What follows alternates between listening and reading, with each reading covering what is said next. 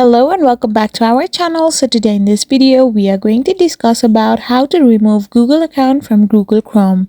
So without wasting much of our time, let's get straight into the video. So for this, all you need to do is simply open a Google Chrome web browser. After doing this, tap on the three dots on the top right hand side of the corner and tap on your profile. Once you do this, you can simply find this screen. So simply go in manage Chrome profiles, and after doing this you will be redirected to this interface. So simply tap on the three dots icon in front of any of the profile you want to delete and then tap on delete. After doing this, you can confirm it and tap on delete once again, and you can see that the particular account that you had selected to delete will not appear on your Chrome now. So if you go on your profiles as well, that will not be shown, and in this way you can simply delete or remove a Google account from your Google Chrome.